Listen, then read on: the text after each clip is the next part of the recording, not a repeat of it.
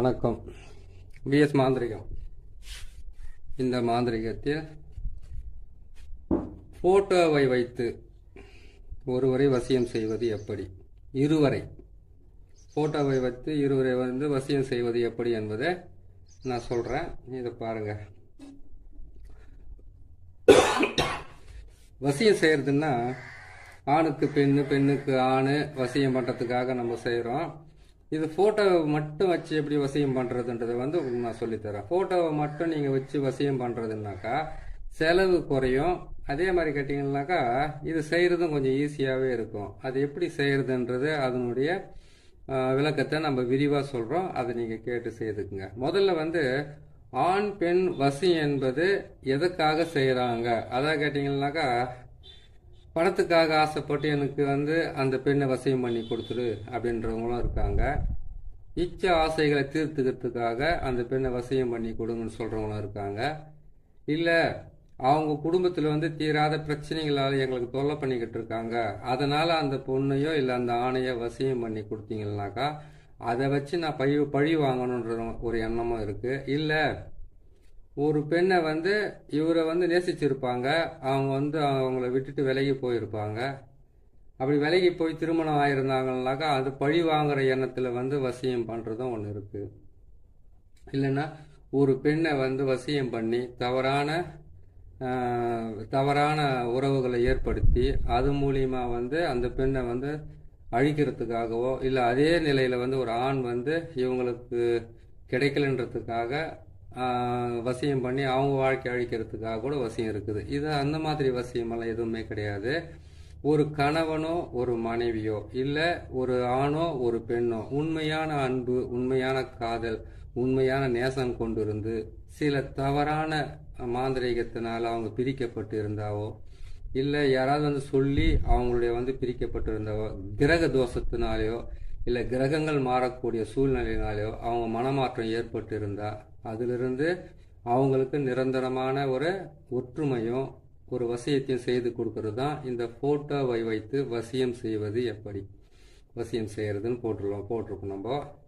இது செய்யறதுக்கு நீங்க முதல்ல செய்ய வேண்டியது கேட்டீங்கன்னாக்கா எந்த ஆண் எந்த பெண்ணை விரும்புறாங்க, எதுக்காக விரும்புறாங்க முதல்ல செஞ்சு கொடுக்க வேண்டியது அந்த வசின்றது கணவன் மனைவிக்காக செய்து கொடுக்கணும். அதாவது கேட்டீங்கன்னாக்கா குடும்ப சூழ்நிலையால் பிரியப்பட்டவங்களும் இல்லை கேட்டீங்கன்னா தாய் பேச்சு கேட்டுக்கிட்டு பிரியப்பட்டவங்களும் இல்லை தகப்பன் பேச்சு கேட்டுக்கிட்டு பிரியப்பட்டவங்க, சண்டையால் பிரியப்பட்டவங்களும், அப்படி இல்லைன்னு கேட்டீங்கன்னாக்கா மற்றவங்க பெண் மேலே தவறான ஒரு இது சொல்லியிருந்தாங்களோ அது மூலியமா பிரிஞ்சிருந்தாலும் இல்லை ஆண் மேலே தவறு இப்படியெல்லாம் செய்யறான்றதுக்காக குடும்பத்திலேருந்து சூழ்நிலையால் பிரியப்பட்டவங்களுக்கும் நாம் கணவன் மனைவியாக இருக்கிறவங்கள காரணமே இல்லாமல் பிரிஞ்சு இருக்கிறவங்களுக்கு ஒரு நல்ல ஒரு உறவை ஏற்படுத்தி கொடுக்கறதுக்கு தான் இந்த போட்டோவை வச்சு வசியம் செய்வது எப்படி அப்படின்ற தலைப்பை நம்ம வச்சிருக்கோம்.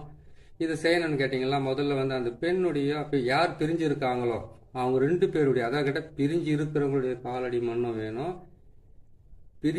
பிரியப்பட்டு தனிமையில் நிற்கிறாங்களா அவங்களுடைய காலடி மண்ணும் வேணும். இந்த ரெண்டு காலடி மண்ணோட சேர்த்து நம்ம என்ன செய்யணும்னு கேட்டிங்கன்னாக்கா பச்சரிசி மாவு, ரெண்டாவது கேட்டிங்கன்னாக்கா நம்ம ஊருக்குள்ளே இருக்கக்கூடிய நல்ல, அதாவது கேட்டிங்கன்னாக்கா அரச மரமோ இல்லைன்னு கேட்டிங்கன்னாக்கா ஆலமரமோ, இந்த அரச மரம் தாண்டியோ ஆலமரத்தாண்டியோ எங்கே இருந்தாலும் சரி அந்த அந்த மண்ணு கொஞ்சம் எடுத்துக்கலாம். அடுத்தது கேட்டிங்கன்னாக்கா இந்த பாழடைஞ்ச புத்து எல்லாம் இருக்குமா இடத்துங்களை புத்து இருக்கு, அந்த இடத்துல மண் எடுக்கக்கூடாது. கோயில் அந்த புத்தை சாமியாக கும்பிட்டு அது மேலே மஞ்சள் குங்குமத்தெல்லாம் தூவி இருப்பாங்க.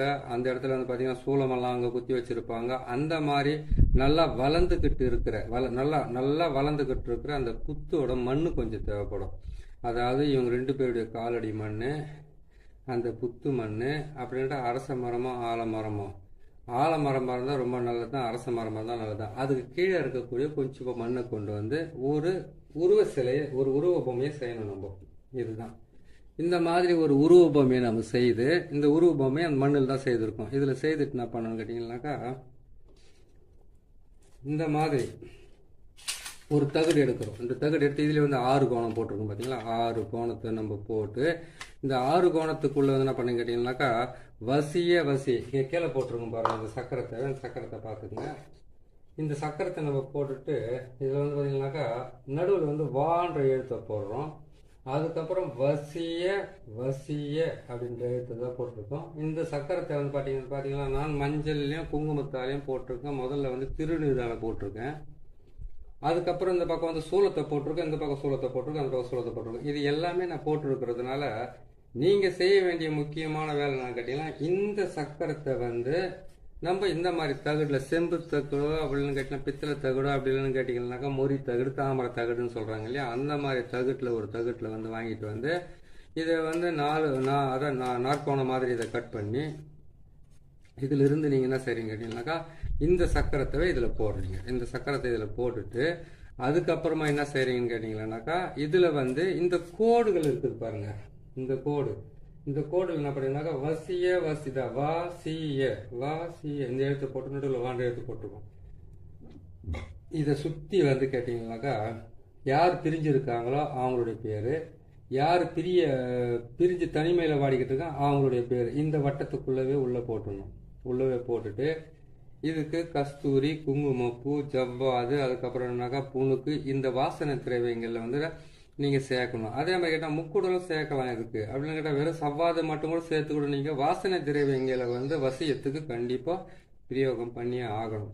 அப்படி நீங்கள் பிரயோகம் பண்ணிட்டு என்ன பண்ணி கேட்டீங்கன்னாக்கா இதை செய்துட்டு 2 தகடு எடுத்துக்கங்க. இந்த மாதிரி 2 தகடு எடுத்து இது வந்து ஆண் உருவ பொம்மை, இது வந்து பெண் உருவ பொம்மை. இந்த 2 பொம்மையுமே என்ன செய்றீங்கன்னு கேட்டீங்கன்னாக்கா செய்து நம்ம சொன்னோம் இல்லையா, காலடி மண், அதுக்கப்புறம் வந்து புத்து மண், அதுக்கப்புறம் கேட்டீங்கன்னாக்கா அரச மரமோ ஆலமரம் மண்ணோ வேணும் அப்படின்ட்டு அந்த மண்ணை எடுத்து அதுலேருந்து இந்த மாதிரி வந்து 2 பாவையை செய்கிறீங்க.